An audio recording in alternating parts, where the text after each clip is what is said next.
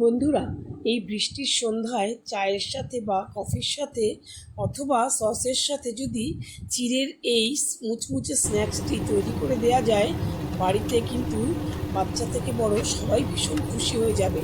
আর তাছাড়া সকালের জলখাবার বা বাচ্চাদের টিফিনেও কিন্তু অনায়াসেই এই রেসিপিটি তৈরি করে দিলে বাচ্চারা খুব আনন্দ করে কিন্তু স্কুলের টিফিন খেয়ে ফেলবে।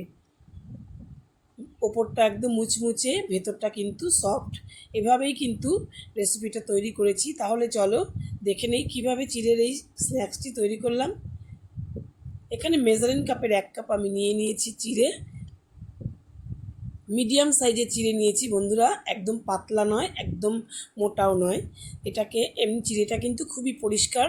আমি দুবার ধুয়ে নিয়ে একদম নোংরা নেই, কোনো পরিষ্কার একদম চিড়েটা দেখতে পাচ্ছ। আমি একটু ধুয়ে দুবার, তারপরে একটু অল্প জল দিয়ে রেখে দিচ্ছি 10 মিনিট। 10 মিনিট মতন রেখে দিলে এই চিড়েটা একটুখানি ভিজে ফুলে উঠবে। দেখতে পাচ্ছ অল্প একটু জল মতন রয়েছে। আমি কিন্তু এই জলটা আর ফেলবো না, কারণ চিড়েটা কিন্তু খুব ভালো করে হাতের সাহায্যে মেখে নিচ্ছি। একদম মোটামুটি নরম করে মেখে নেব। আর জল ভাবটা থাকলে আমার সুবিধেই হবে, কারণ আমি এর মধ্যে হাফ বাটি সুজি মেশাবো। যেহেতু মুচমুচে ভাবটা আমাকে তৈরি করতে হবে, তাই সুজিটা মেশালে পরে কিন্তু এই স্ন্যাক্সটাতে মুচমুচে ভাবটা আসবে।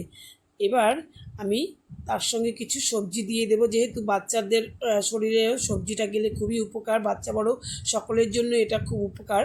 তা আমি এখানে 2টো পেঁয়াজ কুচিয়ে দিয়ে দিলাম, সঙ্গে দিয়ে দিলাম একটা বড় ক্যাপসিকামের হাফ ক্যাপসিকাম, একটা গোটা গাজর কুড়িয়ে নিয়েছিলাম, দিয়ে দিলাম 2টো টমেটো কুচি। এটাকে দিয়ে তারপরে একটু নেড়েচেড়ে মিশিয়ে নিয়ে তারপরে আমি এর মধ্যে মিশিয়ে দেবো একটুখানি আদা রসুন, মানে কুড়ানো।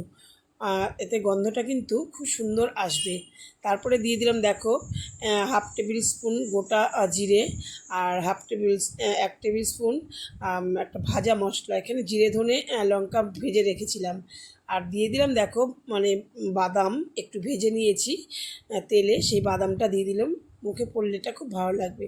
পরিমাণ মতো নুন দিলাম, আর দিয়ে দিলাম একটু গোলমরিচের গুঁড়ো। সবই বন্ধুরা ঘরোয়া উপকরণ। দিয়ে দিলাম কাঁচা লঙ্কা কুচি, দিয়ে এবার একটুখানি নেড়েচেড়ে মিশিয়ে নেব। নেড়েচেড়ে সব কিছু মিক্স করে নিচ্ছি। বাদামটা তোমরা কিন্তু আধ ভাঙা করেও দিতে পারো, আমি গোটাই দিয়ে দিলাম। তারপরে দিয়ে দেবো একটু চটপটা করার জন্য একটু পাতিলেবুর রস। রসটা দিয়ে খুব ভালো করে নেড়েচেড়ে নেব। পাতিলেবুর রসটা দেওয়ার পরে আমি এখানে দিয়ে দেব 1 চামচ মতন রিফাইন অয়েল।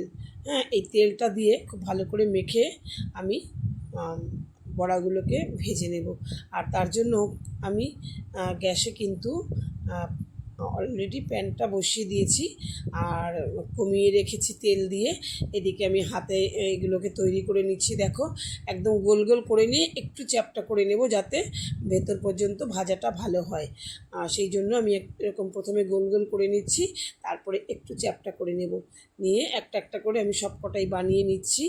বানিয়ে নিয়ে তারপরে তোমাদের দেখাচ্ছি কত সুন্দর লাগছে দেখতে। দেখো এবার এগুলোকে আমি তেলে শ্যালো ফ্রাই করে নেব। আমি একদম ডুবো তেলে ভাজবো না। আমি অলরেডি প্যানটা বসিয়ে দিয়েছি, দেখো ধোয়া উঠছে। এখানে আমি তেলটাকে আমি দিয়ে দিয়েছি প্যানের মধ্যে। এবার একটা করে আমি এই স্ন্যাক্সগুলোকে দিয়ে ভেজে নেব। একটু আমি এখনও গ্যাসের আঁচটা বাড়ানো রয়েছে, কিছুক্ষণ বাড়ানো থাকবে। তারপরে আমি এটাকে ঢেকে গ্যাসের আঁচটা একদম লো টু মিডিয়াম করে দেব, দিয়ে একটুখানি ঢেকে রাখবো। বেশিক্ষণ না বন্ধুরা, 1 থেকে 2 মিনিট ঢেকে রাখলে পরে এক পিঠ কিন্তু খুব ভালো করে ভাজা হয়ে যাবে। তারপরে কিন্তু আমি এক পিঠটা খুব ভালো করে এরকম করে ভেজে নিয়ে তারপরে উল্টে দেব আবার। একদম খুব তাড়াতাড়ি কিন্তু মানে এই স্ন্যাক্সটা তৈরি হয়ে যাবে।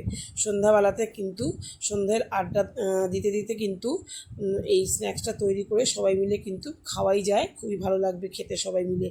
আর খেতেও খুব মজা, যেহেতু ওপরটা সুজি দেওয়ার জন্য ওপরটা ক্রিস্পি হয়েছে, একদম মুচমুচে হয়েছে ওপরটা, আর ভেতরটা কিন্তু বেশ সফট হয়েছে। চিড়ে আছে, সবজিগুলো কিন্তু ঢেকে রাখার জন্য একদম কুড়িয়ে দেয়া সবজিটা কিন্তু সেদ্ধ হয়ে যায় ভাপে ভাপে। দেখতে পাচ্ছ কত সুন্দর কালারও এসছে, দেখতেও ভালো লাগছে।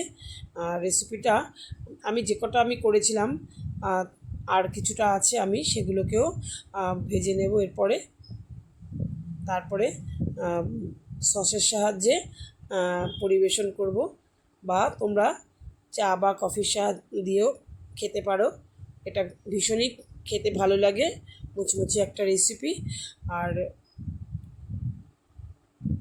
একদম গরম গরম তৈরি হয়ে যায়।